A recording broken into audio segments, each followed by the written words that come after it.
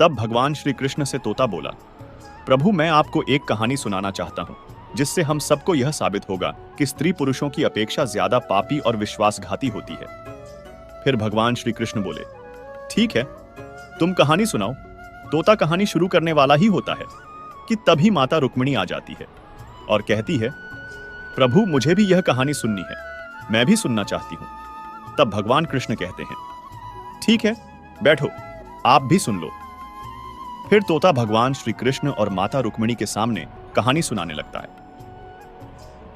तोता कहता है कि एक राज्य में अग्रसेन नाम का राजा राज्य करता था। उसके पास 4 बेटे थे जो सभी बहुत ही बहादुर और प्रतापी थे। लेकिन सबसे बड़ा बेटा, जिसका नाम चंद्रसेन था, वह न केवल प्रतापी बल्कि बहुत ही सुंदर भी था। उसकी पत्नी चंद्रप्रभा भी बहुत ही सुंदर और रूपवान थी। वह अपने आगे किसी दूसरी स्त्री को सुंदर नहीं मानती थी।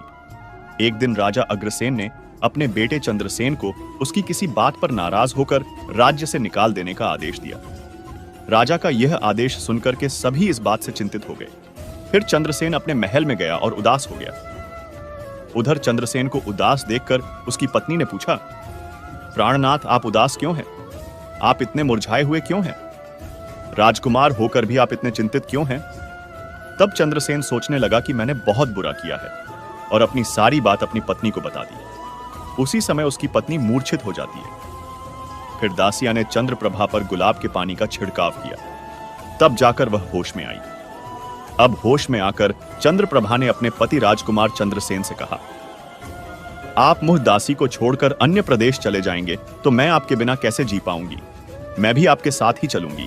तब राजकुमार चंद्रसेन कहता है, तुम मेरे साथ कैसे चल सकती हो?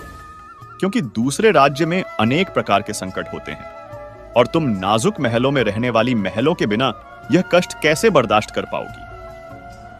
फिर तो राजकुमार चंद्रसेन की बात को सुनकर राजकुमारी चंद्रप्रभा कहती है, प्रीतम जितने भी दुख दूसरे राज्य में आएंगे वह सब हमारे साथ होते हुए सुख ही लगेंगे, लेकिन महल के सुख बिना आपके जंगल के दुखों से भी अधिक डरावने लगेंगे। इसलिए मैं भी आपके साथ चलूंगी। अब तोता कहता है, प्रभु राजकुमारी। चंद्रप्रभा की आंखों में आंसू देखकर चंद्रसेन ने मन में सोचा कि वह मेरे बिना नहीं रह सकती, इसीलिए मुझे इसको तड़पते हुए छोड़कर जाना सही नहीं होगा। इन सभी बातों को सोचते हुए राजकुमार चंद्रसेन अपनी पत्नी चंद्रप्रभा से कहते हैं, तुम उदास नहीं होना, हम तुम्हें साथ लेकर जाएंगे।